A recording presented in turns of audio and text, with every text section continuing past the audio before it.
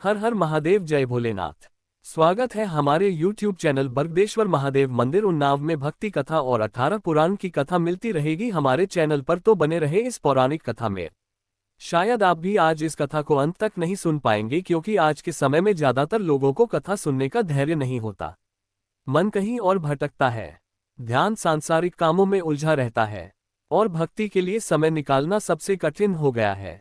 Mobile की screen पर उंगलियां तेजी से घूमती रहती हैं, एक वीडियो से दूसरे वीडियो पर कूदते रहते हैं, लेकिन जब भक्ति की बात आती है तो 5 मिनट भी बैठना मुश्किल हो जाता है। लेकिन जो व्यक्ति आज इस महाशिवरात्रि की पावन कथा को पूरे मन, पूरे ध्यान और पूरी श्रद्धा से अंत तक सुन लेगा, उस पर भगवान शिव की विशेष कृपा अवश्य बरसेगी। शास्त्रों में स्पष्ट लिखा है कि जो भक्त महाशिवरात्रि की रात्रि को जागरण करते हुए कथा सुनता है, वह 7 जन्मों के पापों से मुक्त हो जाता है। गरुड़ पुराण और शिव पुराण में कहा गया है कि महाशिवरात्रि की एक रात का जागरण हजारों यज्ञों के बराबर फल देता है। यह कोई साधारण बात नहीं है, ये वह रात है जब स्वयं महाकाल जागते हैं और अपने भक्तों की पुकार सुनते हैं।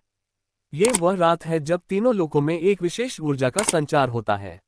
देवता, ऋषि, मुनि और अप्सराएं भी इस रात भगवान शिव की आराधना करते हैं। कथा केवल सुनने की मस्ती नहीं होती, कथा वह पुण्य है जो बिना धन के कमाया जाता है। यह ऐसा पुण्य है जो आपके परिवार की रक्षा करता है, आपकी संतान के कष्ट हर लेता है और आपके जीवन में भोलेनाथ का सीधा आशीर्वाद लाता है। कथा सुनने से मन की शुद्धि होती है, विचारों में पवित्रता आती है और जीवन में एक नई दिशा मिलती है। यदि आप अपने परिवार के लिए, अपनी संतान के मंगल के लिए और अपने जीवन में महाकाल की कृपा चाहते हैं, तो आज इस कथा को एक परीक्षा की तरह नहीं, एक आशीर्वाद की तरह अंत तक सुनिए। अपने मन को शांत कीजिए, अपने मोबाइल को एक तरफ रखिए और पूरे ध्यान से इस दिव्य कथा में डूब जाइए। आइए अब इस पावन महाशिवरात्रि कथा का शुभारंभ करते हैं। ध्यान से सुनिए और मन ही मन महादेव का नाम जपते रहिए। हर हर महादेव। बहुत पुराने समय की बात है, जब धरती पर सतयुग का अंत हो रहा था और त्रेता युग की शुरुआत होने वाली थी।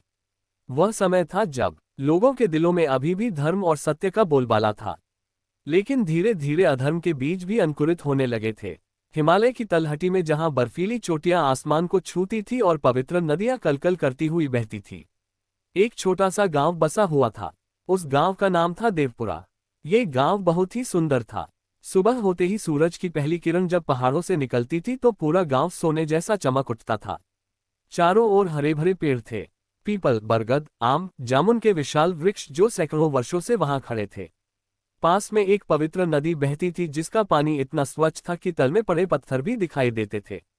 लोग कहते थे कि यह नदी स्वयं गंगा माता की सहायक नदी है और इसमें स्नान करने से सभी पाप धुल जाते हैं। नदी के किनारे घाट बने हुए थे, जहां सुबह शाम महिलाएं पूजा की थाली लेकर आती थी और दिए जलाकर नदी में प्रवाहित करती थी। गांव के बीचों बीच एक बहुत पुराना शिव मंदिर था। यह मंदिर इतना प्राचीन था कि गांव के सबसे बुजुर्ग व्यक्ति को भी याद नहीं था कि इसे कब बनाया गया था। मंदिर के बारे में कहा जाता था कि यह मंदिर सैकड़ों वर्षों से, शायद हजारों वर्षों से वहां स्थापित है और इसे स्वयं देवताओं ने बनाया था। मंदिर की दीवारें काले पत्थरों से बनी थी, जिन पर बारीक नक्काशी की गई थी। इन नक्काशियों में भगवान शिव के विभिन्न रूप उकेरे गए थे: नटराज, अर्धनारीश्वर, भैरव और नीलकंठ।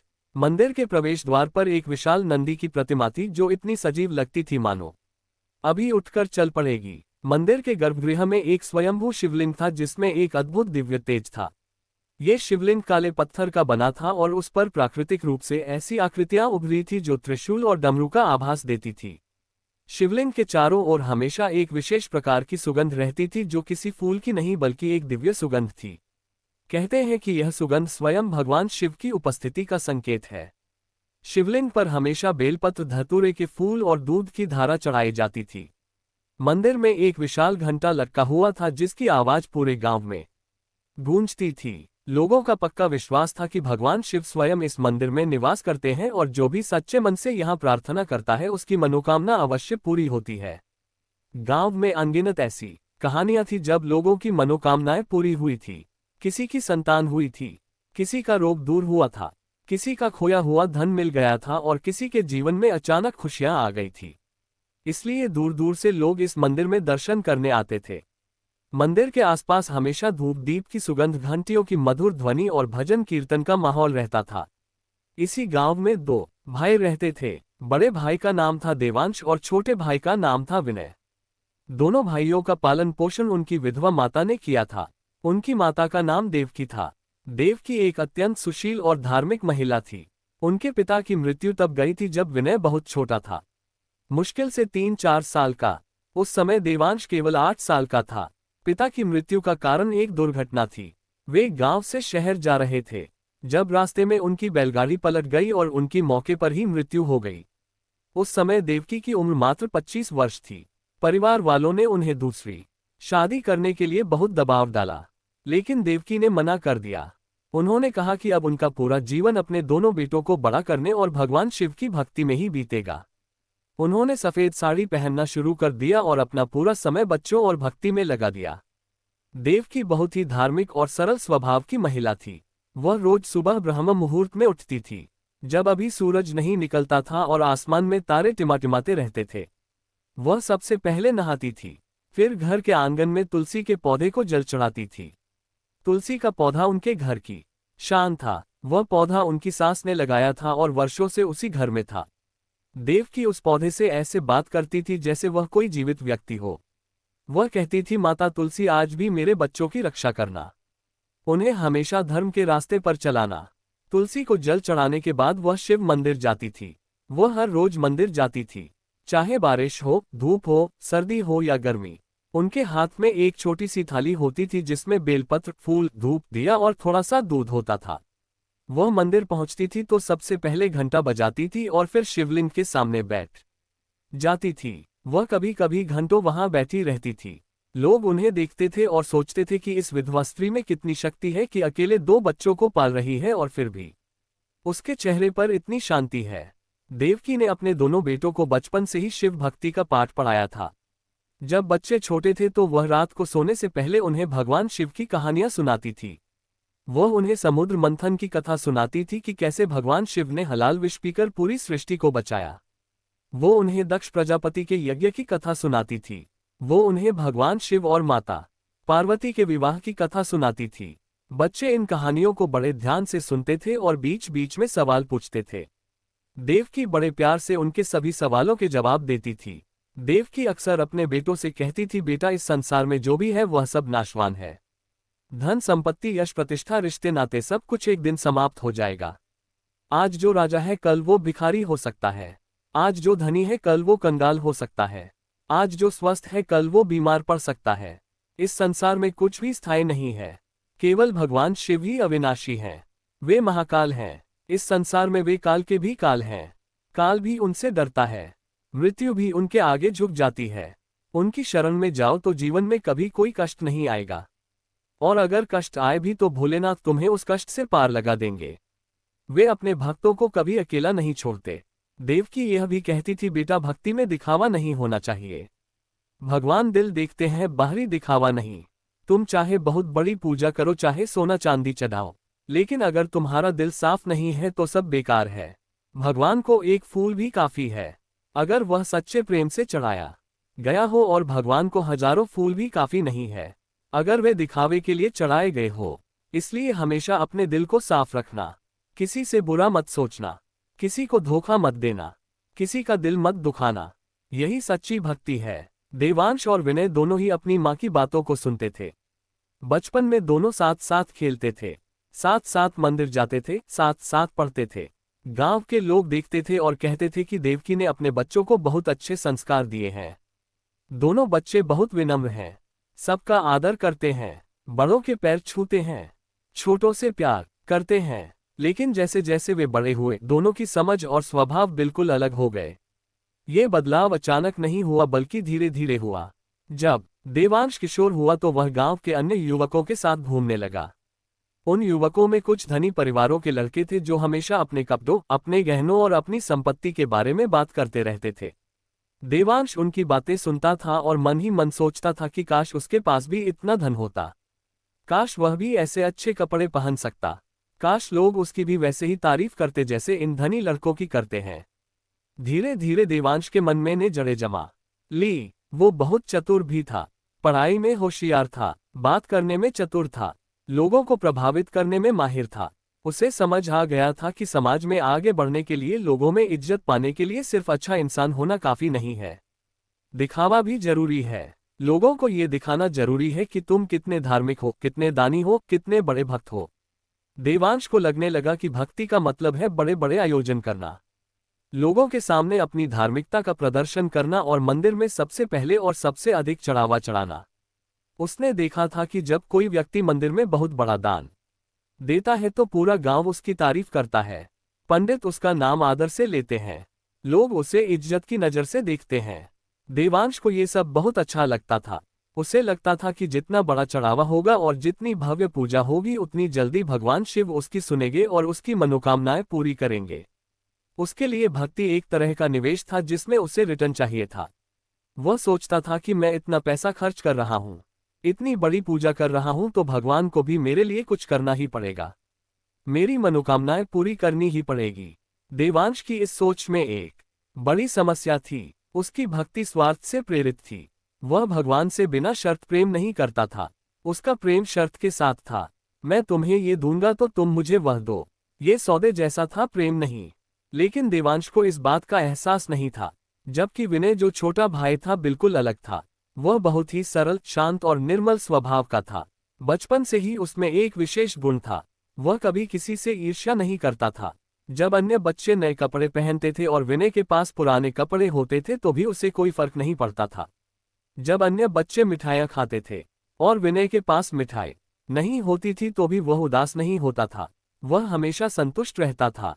विनय भी मंदिर जाता था, पर बहुत चुपचाप। वह सुबह जल्दी उठ जाता था, जब गांव के ज्यादातर लोग सो रहे होते थे। वह नदी में स्नान करता था, फिर मंदिर जाता था। मंदिर में कोई और नहीं होता था उस समय, बस विनय और भगवान शिव। विनय शिवलिंग के सामने बैठ जाता था और बस भगवान को देखता रहता था। कभी कभी आंसू आ जाते थे, पता नहीं क्यों एक अजीब सी शांति और आनंद का अनुभव होता था। वो किसी को बताता नहीं था कि उसने कितना दान किया या कितनी पूजा की। दरअसल उसके पास देने के लिए कुछ था भी नहीं, क्योंकि घर की सारी संपत्ति देवांश के हाथ में थी। लेकिन विनय को इससे कोई फर्क नहीं पड़ता था। उसके लिए भक्ति एक निजी और पवित्र अनुभव थी, कोई सार्वजनिक प्रदर्शन नहीं। वह जब भी भगवान शिव के सामने जाता तो बस इतना कहता है, भोलेनाथ, मैं आपका हूं और आप मेरे हो। बस इतना ही मुझे काफी है। मुझे और कुछ नहीं चाहिए, ना धन चाहिए, ना यश चाहिए, ना प्रतिष्ठा चाहिए। बस आपके चरणों में जगह मिल जाए। विनय की इस सरलता में एक गहरा ज्ञान छिपा हुआ था जो शायद उसे खुद भी पता नहीं था। जब दोनों भाई युवा हुए तो उनकी माता बहुत बीमार पड़ गई। पहले तो हल्का बुखार रहता था जो 2-3 दिन में ठीक हो जाता था। फिर धीरे धीरे बुखार बार बार आने लगा। उनका शरीर कमजोर होने लगा। उन्हें खाना अच्छा नहीं लगता था, चलने फिरने में दिक्कत होने लगी। दोनों भाइयों ने उन्हें कई वैद्यों को दिखाया। गांव के वैद्य ने कई तरह की जड़ी बूटियां दी, शहर के डॉक्टर के पास भी ले गए। डॉक्टर ने कई जांचें की, दवाएं दी, पर कुछ खास फायदा नहीं हुआ। देवकी को लगता था कि अब उनका समय आ गया है। एक दिन उन्होंने दोनों भाइयों को अपने पास बुलाया। वह समय शाम का था, सूरज ढलने वाला था और उसकी लालिमा कमरे में आ रही थी। देवकी अपने बिस्तर पर लेटी हुई थी।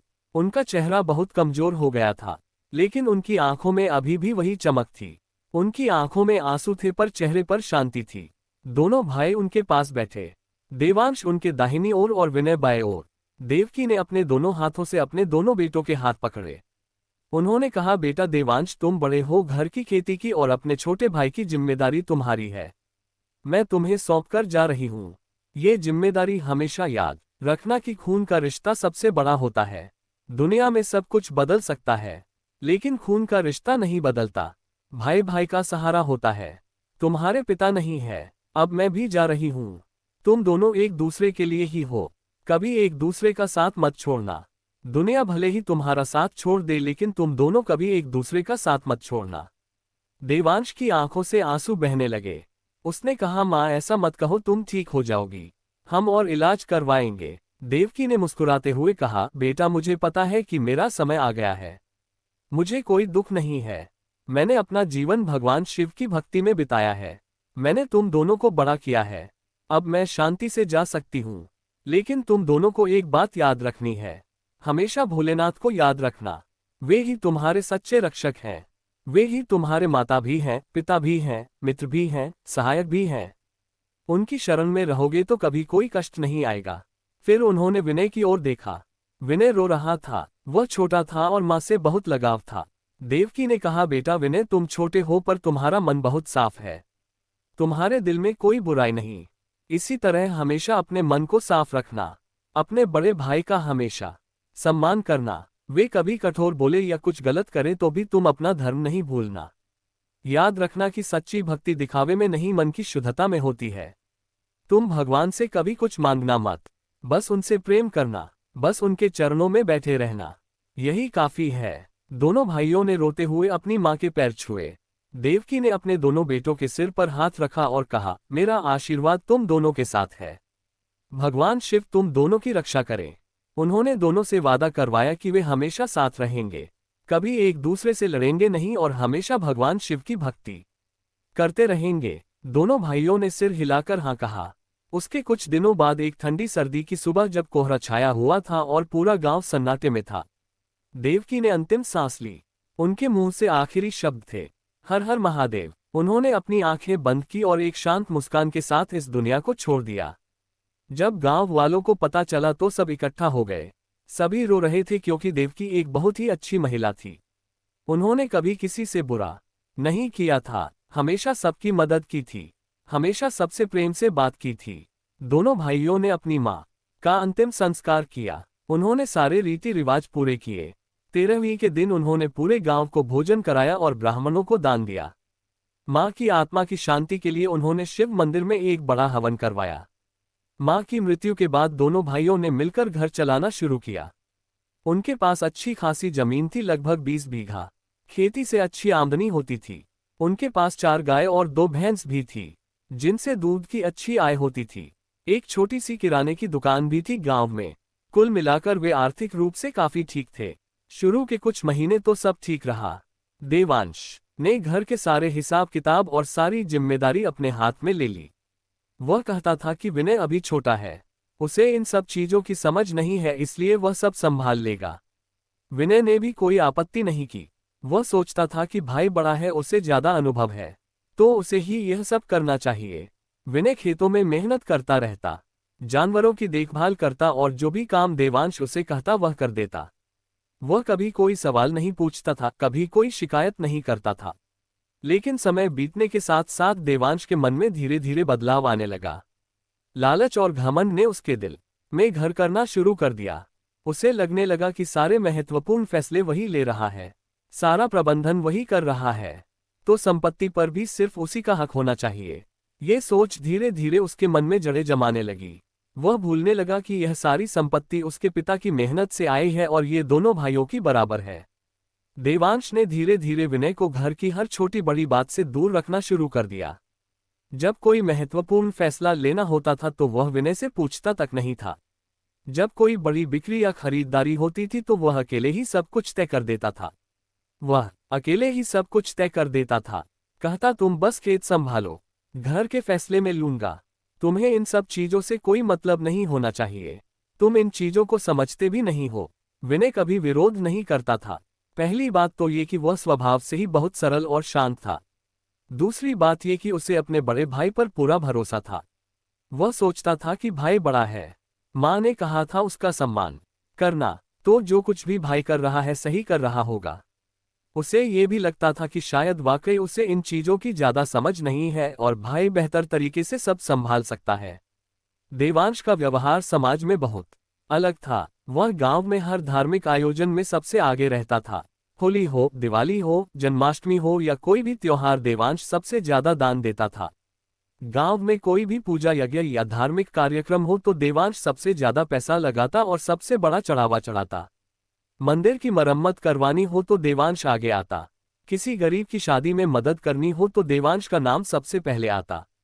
लेकिन ये सब वह इसलिए नहीं करता था कि उसे सच में किसी की मदद करनी है या भगवान से सच्चा प्रेम है। वह ये सब इसलिए करता था ताकि लोग उसकी तारीफ करें, ताकि समाज में उसका नाम हो, ताकि लोग कहें कि देवांश कितना अच्छा आदमी है, कितना धार्मिक है। खासकर जब महाशिवरात्रि जैसे बड़े पर्व आते तो देवांश की तैयारियां देखने लायक होती थी। वह महीनों पहले से योजना बनाना शुरू कर देता। वह सोचता रहता कि इस बार क्या खास किया जाए जिससे पूरे गांव में उसकी चर्चा हो। वह शहर से सबसे महंगे फूल मंगवाता। गुलाब, कमल, चमेली, चंपा, बेला सबसे बढ़िया प्रसाद बनवाता। केसर वाली खीर, सूखे मेवों से भरे लड्डू, बासुंदी, रबड़ी, सोने चांदी के आभूषण शिवलिंग पर चढ़ाता। सोने का कलश, चांदी का त्रिशूल, चांदी की डमरू। वह पूरे गांव को बुलाकर भव्य भंडारा करवाता, जिसमें हजारों लोग खाना खाते। पूरी, सब्जी, खीर, जलेबी, समोसे, क्या क्या नहीं बनता था। लोग उसकी खूब तारीफ करते और कहते हैं, देवांश जैसा शिव भक्त तो शायद ही कोई होगा। देखो कैसी भक्ति करता है, कितना दान देता है। भगवान शिव भी उससे बहुत प्रसन्न होंगे। उसके घर में हमेशा सुख समृद्धि रहेगी। देवांश को ये सब सुनकर बहुत अच्छा लगता। वो फूला नहीं समाता था। उसे लगता कि उसकी भक्ति का डंका पूरे इलाके में बज रहा है और भगवान शिव भी उससे बहुत खुश होंगे। वह अपने मन में सोचता था कि जब भगवान शिव इतने प्रसन्न होंगे तो वे उसे जरूर दर्शन देंगे और उसकी सारी मनोकामनाएं पूरी करेंगे। लेकिन घर के भीतर उन चार दीवारों के अंदर देवांश का असली चेहरा कुछ और ही था। वह विनय के साथ बहुत बुरा व्यवहार करता था। खाने के समय जब भोजन बनता था तो देवांश और उसकी पत्नी पहले खाते थे और वह भी सबसे अच्छा खाना। विनय के लिए जो बचता था वही रख दिया जाता था। कभी कभी तो ऐसा भी होता कि अच्छी सब्जी बन चुकी होती थी। विनय काम करके आता था भूखा प्यासा, लेकिन उसके लिए सिर्फ रोटी और दाल ही बची होती थी। अच्छी सब्जी, पनीर, दही, मिठाई सब खत्म हो चुकी होती थी। कभी कभी तो ऐसा भी होता कि विनय को खाना भी ठीक से नहीं मिलता और वह आधा पेट खाकर ही सो जाता। विनय कभी शिकायत नहीं करता था। वह चुपचाप जो भी मिलता उसे खा लेता और अपने काम में लगा रहता। वह सोचता था कि शायद घर में अभी कम सामान है या शायद भाई को ज्यादा अच्छा खाना चाहिए क्योंकि वे बाहर समाज में जाते हैं। देवांश अपनी पत्नी से कहता है, देखो उसे ज्यादा अच्छा खाना देने की जरूरत नहीं है। वो तो बस खेतों में काम करता है। उसे क्या फर्क पड़ता है कि क्या खाया। हम तो बाहर समाज में जाते हैं, मंदिर जाते हैं, लोगों से मिलते हैं। हमें अच्छा खाना चाहिए, हमें स्वस्थ दिखना चाहिए। उसकी पत्नी भी वैसी ही सोच रखती थी। वह भी विनय के साथ बहुत रूखा व्यवहार करती थी। गांव में त्योहारों के समय नए कपड़े बनवाने का रिवाज था। दिवाली आती थी, होली आती थी तो हर कोई नए कपड़े बनवाता था। देवांश अपने लिए और अपनी पत्नी के लिए सबसे महंगे और सुंदर कपड़े बनवाता। रेशमी कुर्ता, कशीदाकारी वाली धोती, महंगी साड़ियाँ। लेकिन विनय के लिए साल में 1 या 2 बार ही साधारण कपड़े बनवाता, वह भी सबसे सस्ते। विनय के कपड़े अक्सर फटे और पुराने होते। कभी कभी वह उन्हें खुद ही सी लेता था, लेकिन उसे इसकी कोई परवाह नहीं थी। वह अपने काम में लगा रहता। विनय की दिनचर्या बहुत साधारण थी। वह सुबह सूरज निकलने से पहले उठ जाता। अंधेरे में ही वह नदी पर नहा लेता था, चाहे कितनी भी ठंड क्यों ना हो। फिर वह चुपचाप घर लौटता और सीधे खेतों में चला जाता। पूरा दिन वह मेहनत करता, हल चलाना, बीज बोना, सिंचाई करना, फसल काटना, फिर गायों और भैंसों को चारा पानी देना, उनका गोबर साफ करना, दूध धोना। शाम को जब सूरज ढलने लगता तो वह थका हारा घर लौटता। उसका शरीर टूट जाता था, लेकिन वह कभी शिकायत नहीं करता था। रात को जब सब सो जाते तो विनय अपने छोटे से कमरे में एक छोटा सा दिया जलाता। ये दिया मिट्टी का बना हुआ था और काफी पुराना था। ये दिया उसकी माँ का था। माँ रोज इसी दिए में तेल डालकर तुलसी के पौधे के पास जलाती थी। जब माँ की मृत्यु हुई तो विनय ने ये दिया संभाल कर रख लिया था। ये दिया उसके लिए माँ की निशानी था। विनय अपने कमरे में भगवान शिव की एक छोटी सी तस्वीर रखता था जो उसकी माँ ने उसे दी थी। वो उस तस्वीर के सामने बैठता और धीमी आवाज में कहता, हे भोलेनाथ, आप तो सबके हैं और मैं भी आपका हूँ। मुझे कुछ नहीं चाहिए कर साहब, बस आपके चरणों में जगह मिल जाए। आप मेरे माता पिता हो, मेरे भाई हो, मेरे मित्र हो, मेरा सब कुछ हो। मेरे भैया का कल्याण हो और वे हमेशा खुश रहे। कभी कभी विनय घंटों वहीं बैठा रहता। उसे नींद नहीं आती थी। बस भगवान शिव की तस्वीर को देखता रहता और मन ही मन ओम नमः शिवाय का जाप करता रहता। गांव में एक बुजुर्ग साधु रहते थे। उनका नाम था बाबा त्रिलोकनाथ। यह बाबा कोई साधारण व्यक्ति नहीं थे। लोग कहते थे कि बाबा कोई साधारण साधु नहीं है, बल्कि वे एक सिद्ध पुरुष है। उनके पास भगवान शिव का साक्षात आशीर्वाद है और वे लोगों का भूत, वर्तमान और भविष्य देख सकते हैं। बाबा की उम्र कोई नहीं जानता था। कुछ लोग कहते थे कि वे 100 साल से ज्यादा के हैं। कुछ कहते थे कि वे तो 150 साल के हैं। लेकिन उनके चेहरे पर एक अजीब सी चमक थी। एक दिव्य तेज था जो उनकी उम्र को छिपा देता था। बाबा त्रिलोकनाथ अक्सर गांव में घूमते रहते थे। वे कभी किसी से कुछ मांगते नहीं थे। जो कोई उन्हें प्रेम से कुछ देता था वे ले लेते थे। नहीं तो वे बिना कुछ खाए पिए भी दिनों गुजार देते थे। वे लोगों को धर्म और कर्म का उपदेश देते थे। वे बहुत ही सरल कपड़े पहनते थे, एक फटा हुआ गेरुआ वस्त्र जो उनके शरीर पर लिपटा रहता था। उनके हाथ में एक छोटा सा डमरू होता था और गले में रुद्राक्ष की एक बड़ी माला।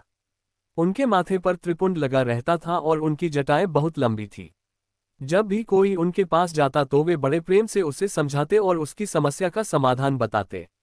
लेकिन उनकी एक खासियत थी, वे कभी सीधे सीधे कुछ नहीं कहते थे।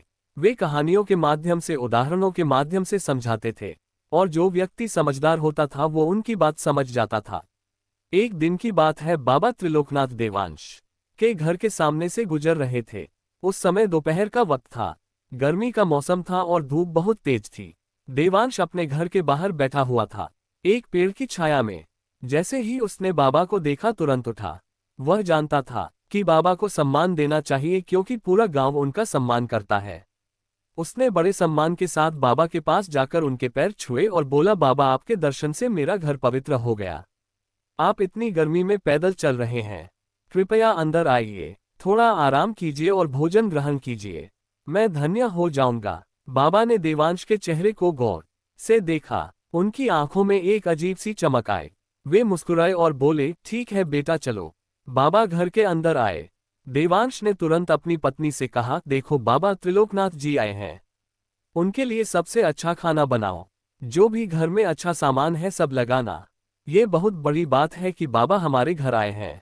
देवांश ने बाबा को घर की सबसे अच्छी जगह बिठाया, एक नर्म गद्दे पर जिस पर रेशमी चादर बिछी थी। उसने बाबा के पैर धोने के लिए पानी लाया। बाबा के सामने एक छोटी सी चौकी रखी और खुद उनके सामने बैठ गया। खाना बनने तक बाबा और देवांश में बातचीत होती रही। देवांश बार बार अपनी धार्मिकता का बखान कर रहा था। वह कह रहा था, बाबा मैं तो शिव का परम भक्त हूँ, मैं हर सोमवार को व्रत रखता हूँ, कोई भी सोमवार नहीं छोड़ता, पूरे दिन उपवास रहता हूँ और शाम को सिर्फ फलाहार लेता हूँ। हर महीने मंदिर में दान देता हूँ। पिछले महीने मैंने मंदिर में 500 रुपये दान दिए थे और हर महाशिवरात्रि पर बहुत बड़ी पूजा करवाता हूँ। पिछले साल मैंने मंदिर में सोने का कलश चढ़ाया था जिसकी कीमत ₹000 थी। पूरे गांव में चर्चा हुई थी। इस बार मैं सोच रहा हूं कि एक चांदी का त्रिशूल और एक बड़ा सा नंदी चढ़ाऊं। मैंने शहर में पूछताछ भी कर ली है, लगभग 5,000 रुपये का खर्चा आएगा। बाबा चुपचाप सुन रहे थे। उनके चेहरे पर एक अजीब सी मुस्कान थी। वह मुस्कान कुछ कह रही थी लेकिन देवांश को समझ नहीं आ रहा था।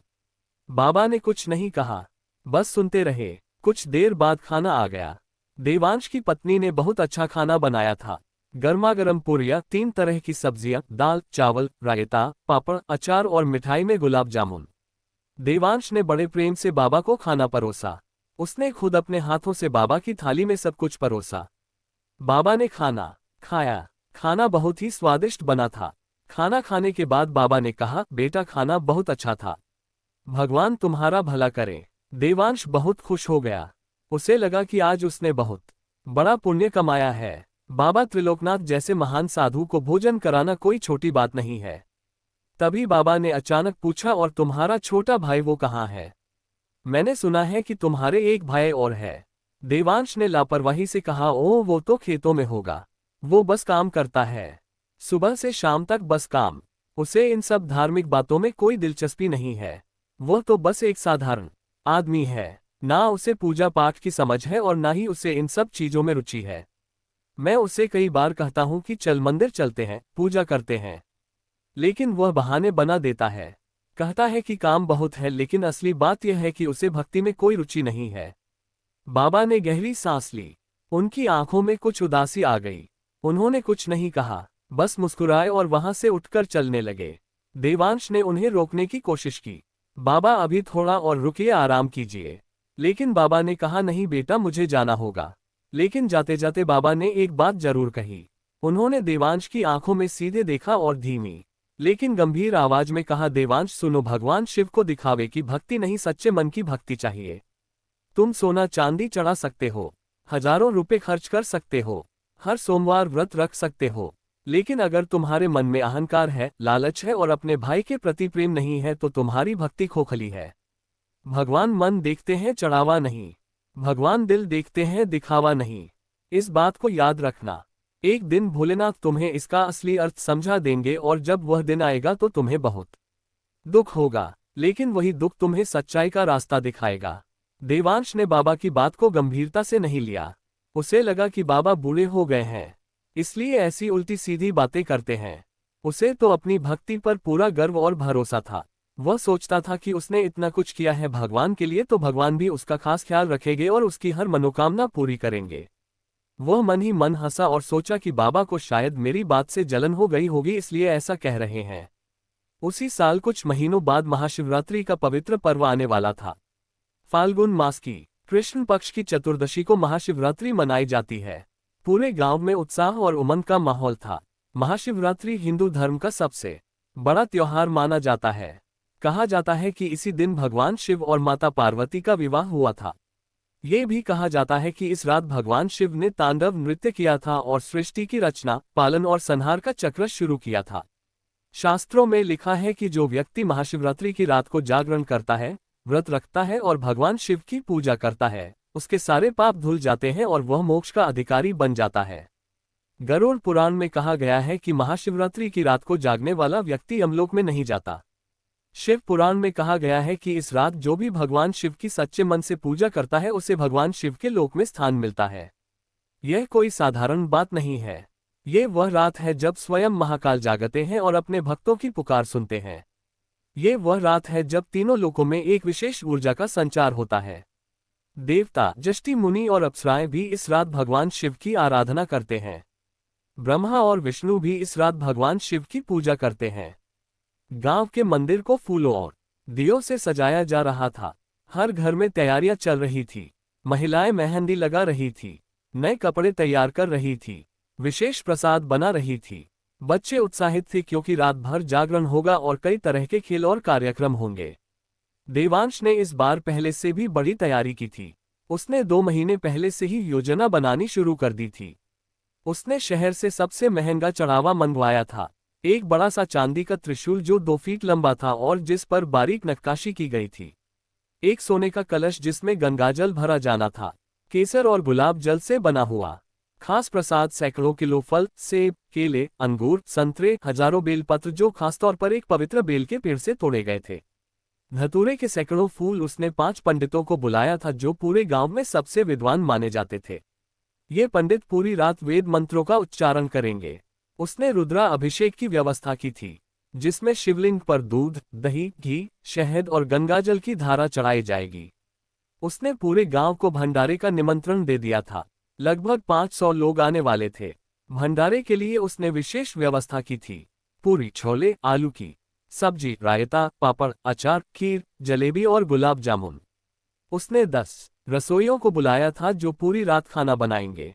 उसने मंदिर के चारों ओर हजारों दिए जलाने की व्यवस्था की थी। उसने एक भजन मंडली को भी बुलाया था जो पूरी रात भजन गाएगी। गांव के लोग आपस में बात कर रहे थे, इस बार तो देवांश ने कमाल कर दिया है। ऐसी भव्य पूजा तो पहले कभी नहीं हुई। लगता है कि देवांश सच में बहुत बड़ा शिव भक्त है। भगवान शिव भी उससे बहुत प्रसन्न होंगे। कुछ लोग कहते थे देखो कितना खर्चा कर रहा है, कम से कम 10,000 रुपये तो खर्च होंगे, लेकिन देवांश को कोई फिक्र नहीं, वो तो भगवान के लिए सब कुछ कर सकता है। देवांश को ये सब सुनकर बहुत खुशी हो रही थी। उसे लगता था कि इस महाशिवरात्रि पर भगवान शिव उसे जरूर दर्शन देंगे और उसकी हर मनोकामना पूरी करेंगे। वह मन ही मन सोच रहा था कि इस बार जब भगवान शिव प्रसन्न होंगे तो वह उनसे मांगेगा कि उसका व्यापार और बड़े उसकी संपत्ति दोगुनी हो जाए, उसे एक बेटा हो और गांव में उसका नाम सबसे ऊपर हो। वह सोच रहा था कि भगवान शिव को तो उसकी सुनना ही पड़ेगा क्योंकि उसने इतनी बड़ी पूजा की है। महाशिवरात्रि की शाम आ गई। सूरज ढलने लगा था। आसमान में लालिमा छा गई थी। पूरा गांव मंदिर की ओर चल पड़ा। बच्चे, बूढ़े, जवान, महिलाएं सभी अपने अपने घरों से निकलकर मंदिर की ओर जा रहे थे। लोगों के हाथों में पूजा की थालियां थी, जिनमें फूल, बेलपत्र, धूप, दिए और प्रसाद था। मंदिर में दियों की रोशनी से पूरा वातावरण दिव्य हो गया था। हजारों दिए जल रहे थे। मंदिर की दीवारें, छत, आंगन सब जगह दियों की रोशनी थी। ऐसा लग रहा था मानो धरती पर तारे उतर आए हो। घंटियों की आवाज गूंज रही थी। मंदिर के विशाल घंटे को लोग बार बार बजा रहे थे और उसकी गूंज पूरे गांव में फैल रही थी। हवा में फूलों की महक फैली हुई थी। गुलाब, चमेली, बेला, चंपा, धूप की सुगंध और कपूर की खुशबू मिलकर एक दिव्य वातावरण बना रही थी। मंदिर के बाहर भजन मंडली ने गाना शुरू कर दिया था। शिव शंकर भोलेनाथ हर हर महादेव की आवाज गूंज रही थी। बार ने भूल बिल्कुने दल की करने गूंज रही थी। देवांश सबसे पहले मंदिर पहुंचा। उसने बहुत शानदार कपड़े पहने हुए थे। रेशमी सफेद धोती और कुर्ता, गले में रुद्राक्ष की माला, माथे पर चंदन का बड़ा सा तिलक। उसकी पत्नी भी बहुत सुंदर साड़ी पहनकर आई थी। देवांश ने अपना चढ़ावा बड़े गर्व से सबको दिखाया। लोग देखकर वाहवाह कर रहे थे। देखो कितना बड़ा चांदी का त्रिशूल है और यह सोने का कलश तो बहुत कीमती लगता। लोग आपस में फुसफुसा रहे थे। पंडितों ने पूजा शुरू की। वे संस्कृत में मंत्रों का उच्चारण कर रहे थे। ओम नमः शिवाय, ओम त्र्यंबकम यजामहे रुद्राय नमः। मंत्रों की आवाज में एक विशेष शक्ति थी। देवांश सबसे आगे बैठा था। ठीक शिवलिंग के सामने पंडितों ने रुद्रा अभिषेक शुरू किया। पहले दूध की धारा चढ़ाई गई। शिवलिंग पर दूध की सफेद धारा बह रही थी।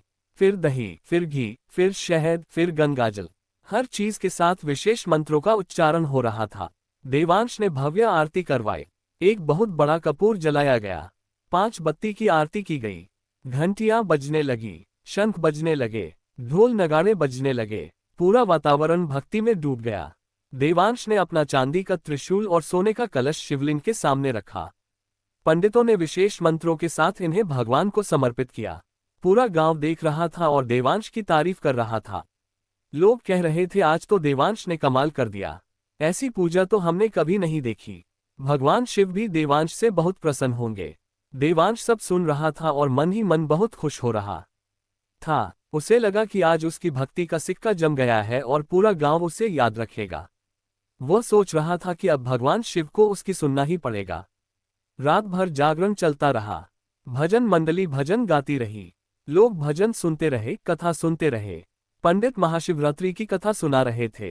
कैसे भगवान शिव ने हलाहल विष पीकर संसार को बचाया, कैसे उनका विवाह माता पार्वती से हुआ, कैसे उन्होंने गंगा को अपनी जटाओं में धारण किया और देवांश हर समय सबसे आगे बैठा रहा। वो बार बार ये देख रहा था कि लोग उसे देख रहे हैं या नहीं। उसे अपनी भक्ति से ज्यादा लोगों की तारीफ सुनने में मजा आ रहा था। वह मन ही मन सोच रहा था कि अब भगवान शिव को उसकी सुनना ही पड़ेगा, क्योंकि उसने इतनी बड़ी पूजा की है। आधी रात को भंडारा शुरू हुआ। सैकड़ों लोग पंक्तियों में बैठे।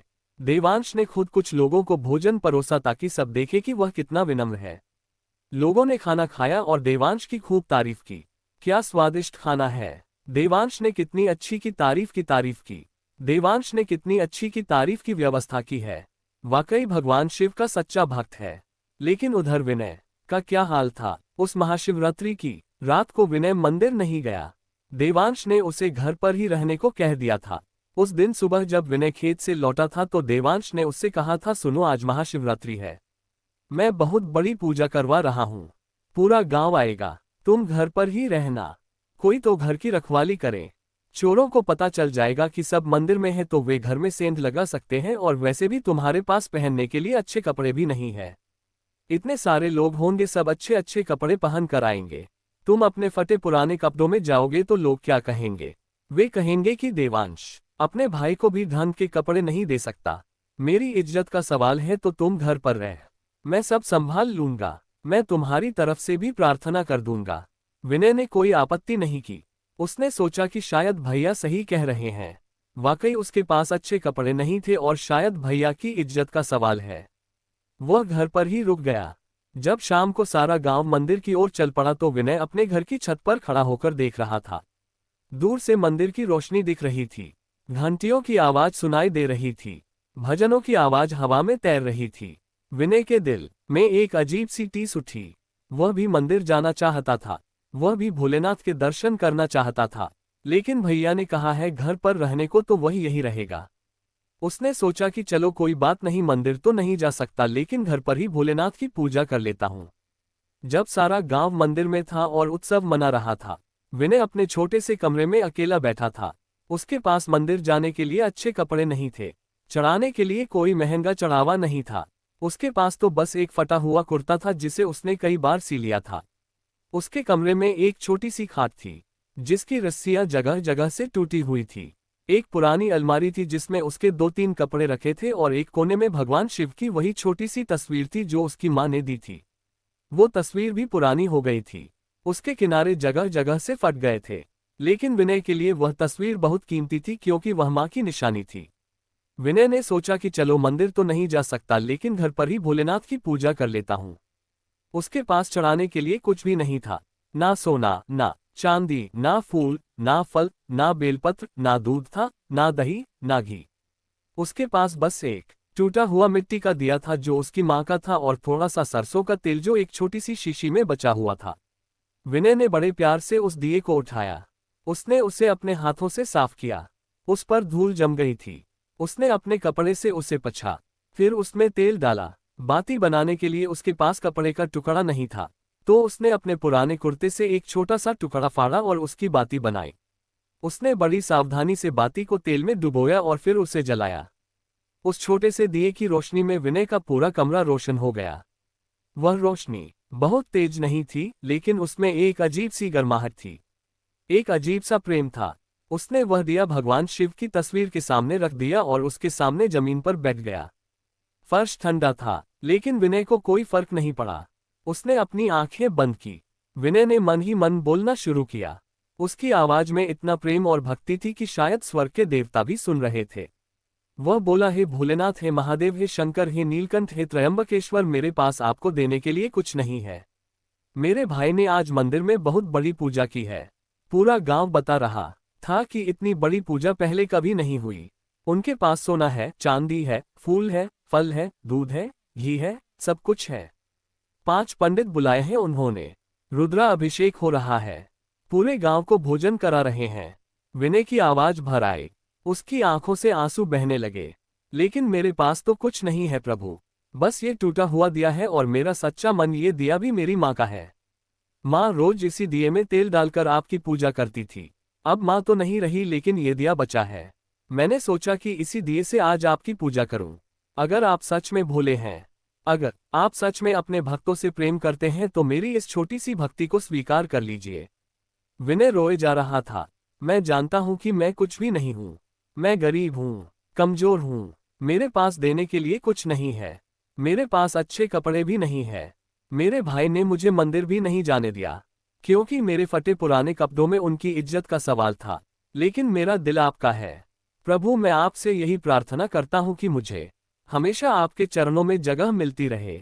मुझे धन नहीं चाहिए, यश नहीं चाहिए, प्रतिष्ठा नहीं चाहिए, बस आपकी कृपा चाहिए, बस आपका प्यार चाहिए, बस आपके दर्शन चाहिए। विनय ने आंखें खोली और भगवान शिव की तस्वीर को देखा और हाँ प्रभु, मेरे भाई का भी कल्याण कीजिए। मैं जानता हूं कि उनके मन में अहंकार है। वे मुझसे कठोरता से बात करते हैं, मुझे अच्छा नहीं रखते, लेकिन है तो मेरे भाई ही।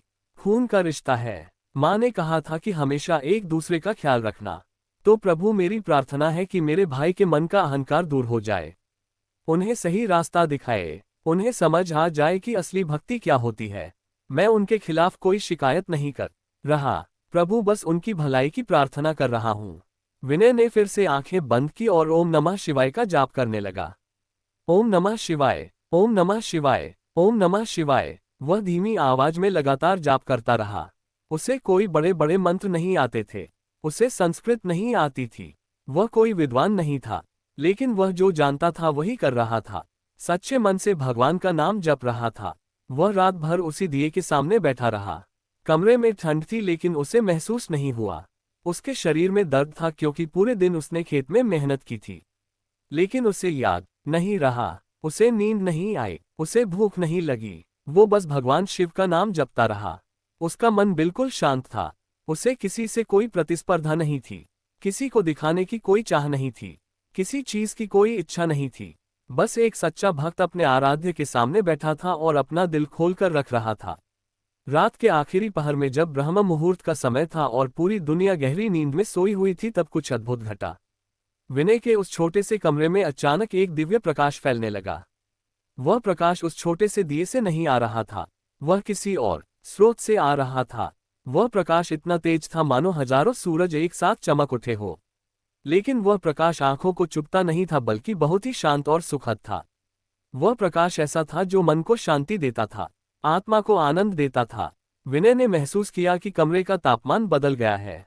पहले ठंड थी लेकिन अब एक अजीब सी ठंडक और शांति का अनुभव हो रहा था। वह ठंडक ऐसी नहीं थी जो कंपी लाए, बल्कि ऐसी थी जो सुकून दे। हवा में एक दिव्य सुगंध फैल गई थी। ऐसा लग रहा था मानो स्वर्ग की सुगंध धरती पर उतर आए हो। वह सुगंध किसी फूल की नहीं थी, किसी इत्र की नहीं थी। वह एक अलौकिक सुगंध थी जिसे शब्दों में बयान नहीं किया जा सकता। विनय ने धीरे से अपनी आंखें खोली और जो उसने देखा वह देखकर उसकी सांसें रुक गई। उसका दिल तेजी से धड़कने लगा। उसके पूरे शरीर में एक अजीब सी सिहरन दौड़ गई। उसके ठीक सामने मात्र कुछ फीट की दूरी पर एक दिव्य पुरुष खड़े थे। वे साधु के वेश में थे, लेकिन उनमें एक ऐसा तेज था जो किसी साधारण साधु में नहीं हो सकता। उनका शरीर बहुत ही तेजस्वी था। उनके पूरे शरीर पर पवित्र भस्म लगी हुई थी जो चांदी की तरह चमक रही थी। वह भस्म साधारण नहीं थी, उसमें एक दिव्य आभा थी। उनके गले में रुद्राक्ष की एक बहुत बड़ी माला थी। हर रुद्राक्ष इतना बड़ा था जैसे आंवला। उनके माथे पर 3 लकीरें थी जो त्रिशूल के प्रतीक थी, और वे लकीरें चमक रही थी मानो उनमें कोई प्रकाश हो। उनकी जटाएं इतनी लंबी थी कि जमीन तक पहुंच रही थी। जटाओं का रंग काला नहीं बल्कि भूरा था और उनमें एक अजीब सी चमक थी। जटाओं में छोटे छोटे फूल उलझे हुए थे। उनकी आंखों में एक ऐसी करुणा थी, एक ऐसा प्रेम था कि देखने वाला उसमें डूब जाए। उनकी आंखें गहरी थी, रहस्यमय थी, और उनमें ऐसा लग रहा था मानो पूरा ब्रह्मांड समाया हुआ हो। उनके एक हाथ में एक छोटा सा डमरू था जिस पर सोने की नक्काशी थी।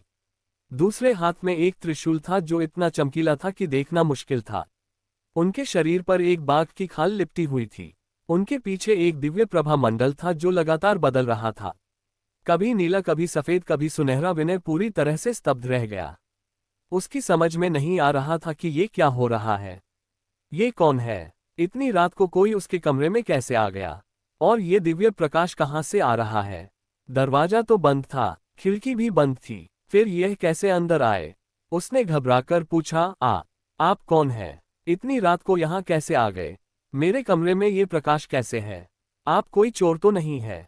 विनय का दिल जोर जोर से धड़क रहा था, लेकिन अजीब बात यह थी कि उसे डर नहीं लग रहा था, बल्कि एक अजीब सी शांति महसूस हो रही थी। उस दिव्य पुरुष ने मुस्कुराते हुए कहा। उनकी मुस्कान इतनी मधुर थी, इतनी प्रेमपूर्ण थी कि विनय का सारा भय दूर हो गया। उनकी आवाज बहुत गहरी थी, लेकिन साथ ही बहुत कोमल भी। उनकी आवाज ऐसी थी मानो हजारों नदियां एक साथ बह रही हो। विनय, घबराओ मत, मैं तुम्हारा दुश्मन नहीं हूं, मैं कोई चोर नहीं हूं। मैं तुम्हारी भक्ति से बहुत प्रसन्न हूं, और इसलिए मैं तुम्हारे पास आया हूं। तुमने आज जो भक्ति की है, तुमने आज जो प्रेम से मुझे पुकारा है, वह सच्ची भक्ति है। उस भक्ति में कोई स्वार्थ नहीं था, कोई लालच नहीं था, कोई दिखावा नहीं था। तुम्हारा मन एकदम साफ था, एकदम शुद्ध था। तुमने मुझे अपने हृदय से पुकारा और मैं आ गया, क्योंकि मैं भोला हूं और मैं अपने भक्तों को कभी निराश नहीं करता। जो मुझे सच्चे मन से पुकारता है, मैं उसके पास जरूर आता हूं। विनय को अभी भी कुछ समझ नहीं आ रहा था। उसने फिर से पूछा, लेकिन महाराज, आप हैं कौन? आपका नाम क्या है? कृपया मुझे बताएं, और आप इतनी रात को यहाँ क्यों आए हैं? क्या आपको कुछ चाहिए? अगर आपको खाना चाहिए तो मेरे पास ज्यादा नहीं है, लेकिन जो है वह मैं दे दूंगा। उस दिव्य पुरुष ने फिर से मुस्कुराते हुए कहा, विनय, मैं वही हूं जिसे तुम हर रोज पुकारते हो। मैं वही हूं जिसकी तस्वीर के सामने तुम ये टूटा हुआ दिया जलाते हो। मैं वही हूं जिसका नाम तुम रात भर जपते रहे। मैं तुम्हारा शिव हूं, तुम्हारा भोलेनाथ हूं, तुम्हारा महादेव हूं, तुम्हारा शंकर हूं। मैं वही हूं जो तीनों लोकों का स्वामी हूं, जो महाकाल हूं, जो नीलकंठ हूं। मैं तुम्हारे पास इसलिए आया हूं क्योंकि तुमने मुझे अपने दिल से बुलाया। ये सुनते ही विनय की आंखों से आंसुओं की धारा बह निकली।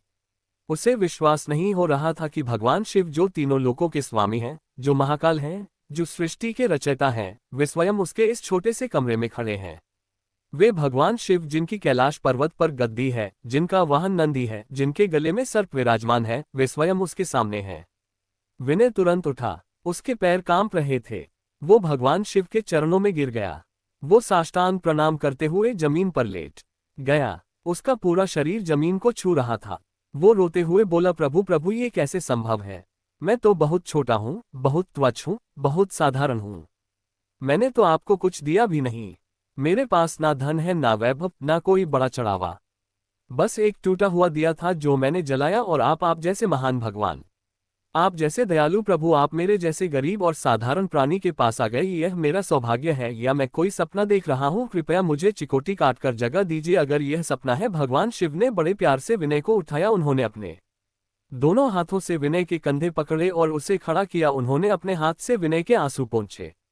उनका स्पर्श इतना कोमल था, इतना प्रेमपूर्ण था कि विनय को लगा जैसे उसकी माँ उसे छू रही हो। भगवान शिव ने कहा, बेटा विनय, तुम अपने आप को छोटा मत समझो। मेरे लिए कोई छोटा या बड़ा नहीं है। मेरे लिए राजा और रंक समान है। मेरे लिए अमीर और गरीब एक समान है। मेरे लिए सबसे बड़ा धन है सच्चा प्रेम और शुद्ध मन। और तुम्हारे पास ये दोनों हैं। तुम्हारे भाई देवांश ने आज मंदिर में बहुत बड़ी पूजा की है। उन्होंने सोना चांदी चढ़ाया है, 5 पंडितों को बुलाया है, रुद्रा अभिषेक करवाया है, पूरे गांव को भोजन कराया है। पूरा गांव उनकी तारीफ कर रहा है। लोग कह रहे हैं कि देवांश बहुत बड़ा भक्त है। भगवान शिव ने विराम लिया और फिर कहा, लेकिन मैं मन देखता हूँ विनय, मैं दिल देखता हूँ और देवांश के मन में अहंकार है। उन्होंने ये सब इसलिए नहीं किया कि उन्हें मुझसे सच्चा प्रेम है, बल्कि इसलिए किया ताकि लोग उनकी तारीफ करें, ताकि समाज में उनका नाम हो, ताकि वे अपने आप को बड़ा भक्त साबित कर सकें। उनकी भक्ति दिखावे की भक्ति है। उन्होंने मुझसे प्रेम नहीं किया। उन्होंने तो बस एक सौदा किया है, मैं तुम्हें इतना दूंगा तो तुम मुझे इतना दो। ये भक्ति नहीं है, ये व्यापार है। लेकिन तुमने जो एक टूटा हुआ दिया जलाया है, वह मेरे लिए उन हजारों सोने के दियों से भी बड़ा है, क्योंकि वह दिया तुम्हारे सच्चे प्रेम से, तुम्हारे शुद्ध मन से जला है। तुमने कोई शर्त नहीं रखी, तुमने मुझसे कुछ नहीं मांगा, तुमने बस प्रेम किया। यही सच्ची भक्ति है। मुझे सोने चांदी की जरूरत नहीं है विनय, मुझे 5 पंडितों की जरूरत नहीं है, मुझे भव्य रुद्रा अभिषेक की जरूरत नहीं है।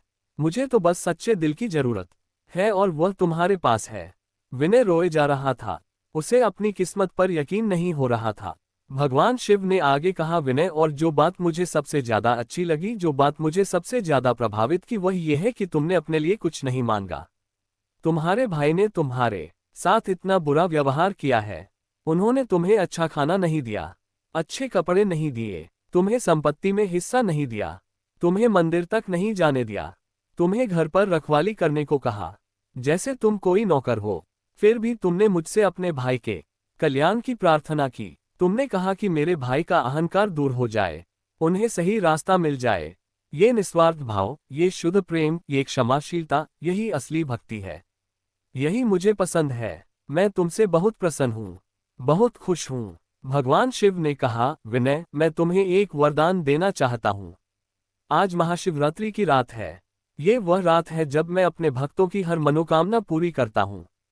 मांगो, तुम्हें क्या चाहिए। मैं तुम्हें धन दे सकता हूँ, यश दे सकता हूँ, संपत्ति दे सकता हूँ, लंबी उम्र दे सकता हूँ, स्वास्थ्य दे सकता हूँ। मैं तुम्हें राज्य दे सकता हूँ, मैं तुम्हें विद्या दे सकता हूँ, मैं तुम्हें विद्या दे सकता हूँ, मैं तुम्हें कोई भी शक्ति दे सकता हूँ। जो भी तुम्हारा मन करे वह मांग लो। आज महाशिवरात्रि की रात है और इस रात को मांगा गया वरदान कभी खाली नहीं जाता। मैं वचन देता हूँ कि तुम जो भी मांगोगे वह मैं तुम्हें दूंगा। विनय ने हाथ जोड़कर आंखों में आंसू भरकर कहा, प्रभु, मुझे कुछ नहीं चाहिए, वाकई कुछ नहीं चाहिए। मेरे लिए तो यही बहुत है, यही काफी है, यही पर्याप्त है कि आपने मुझे अपने दर्शन दिए। आज मैं धन्य हो गया, आज मेरा जीवन सफल हो गया, आज मेरा जन्म सार्थक हो गया।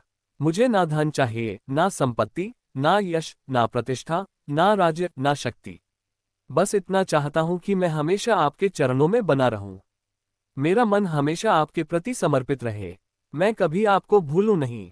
मेरी हर सांस में आपका नाम हो, मेरे हर विचार में आप हो, मेरे हर काम में आपका आशीर्वाद हो, मेरे हर काम में आपका आशीर्वाद हो।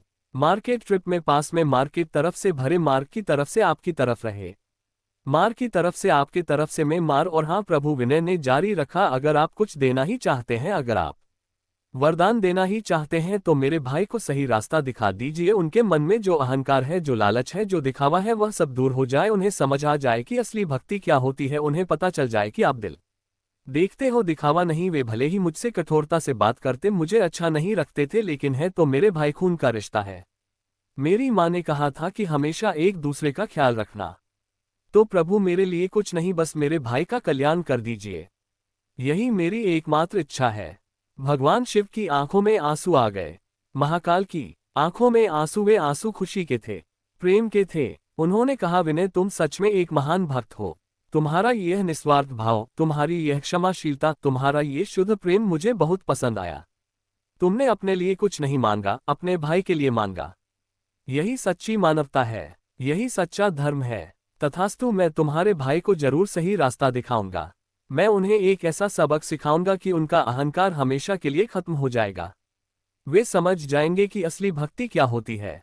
और सुनो भी नहीं, भगवान शिव ने कहा, तुम्हें मेरा आशीर्वाद है कि तुम हमेशा मेरे भक्त बने रहोगे।